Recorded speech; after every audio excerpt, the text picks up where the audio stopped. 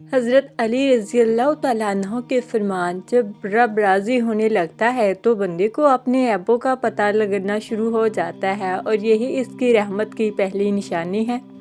کچھ لوگ اپنی اکڑ کی وجہ سے قیمتی رشتے کھو دیتے ہیں، اور کچھ لوگ رشتے بچاتے بچاتے اپنی قدر ہی کھو دیتے۔ تم دوسروں کے لیے دعا مانگا تو کرو، تمہیں اپنے لیے دعا مانگنی نہیں پڑے گی۔ جو تمہاری خاموشی سے تمہاری تکلیف کا اندازہ نہ کر سکے، اس کے سامنے اظہار کرنا صرف لفظوں کو ضائع کرنا ہے۔ قرآن پاک بار بار یہ گواہی دیتا ہے کہ نا امید نہ ہو، کمزور نہ پڑو، غمگین نہ ہو، بے شک اللہ ہر چیز پہ قادر ہے۔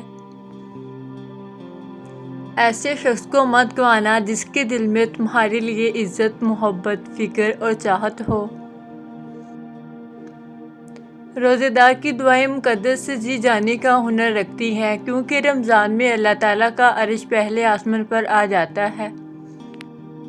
جب کوئی چیز اپنے والدین کو دو تو اس طرح دو کہ کوئی غلام اپنے آقا کے سامنے کوئی چیز پیش کرتا ہے۔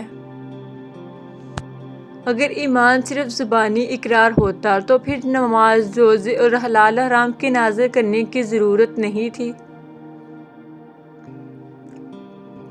غصے کو پی جاؤ کہ نتیجے کے لحاظ سے میں نے اس سے میٹھا اور اختتام کے لحاظ سے اس سے لذیذ گھونٹ نہیں دیکھا۔ برائی کو خود میں اور اچھائی کو دوسروں میں تلاش کرو، یہی انسان کی سب سے بڑی اصلاح اور اس میں ہی فلاح ہے۔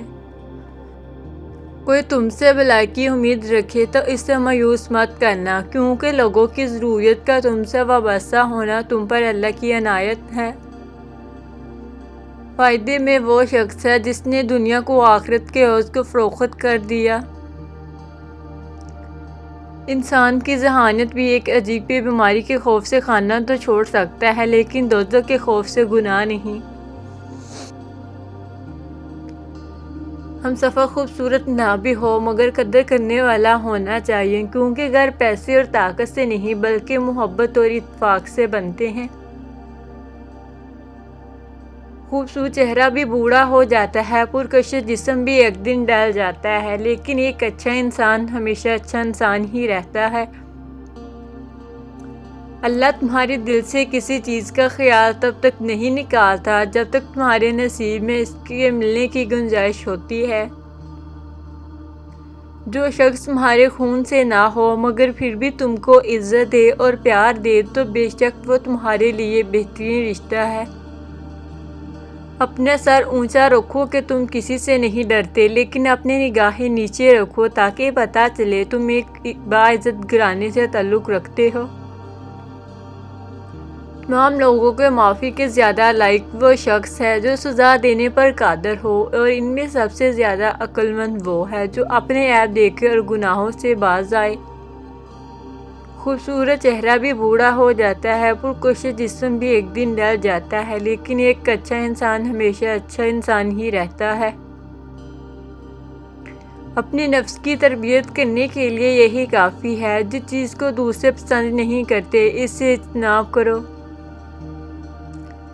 تمام لوگوں میں معافی کے زیادہ لائق وہ شخص ہے جو سزا دینے پر قادر ہو، اور ان میں سب سے زیادہ عقل مند وہ ہے جو اپنے عیب دیکھے اور گناہوں سے باز آئے۔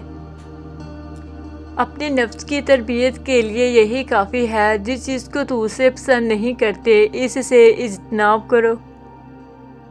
اس مرد کی محبت کو سر آنکھوں پر رکھنا جس کو محبت سے زیادہ تمہارا پردہ عزیز ہو۔ حضرت علی سے کسی نے پوچھا، محبت کیوں ہوتی ہے کسی انجان شخص سے جس کو ہم جانتے بھی نہیں؟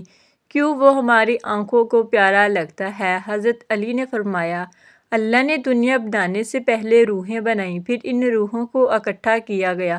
وہاں جو روحیں قریب کھڑی تھیں، اس دنیا میں جب وہ آمنے سامنے ہوتی ہیں تو انہیں محبت ہو جاتی ہے۔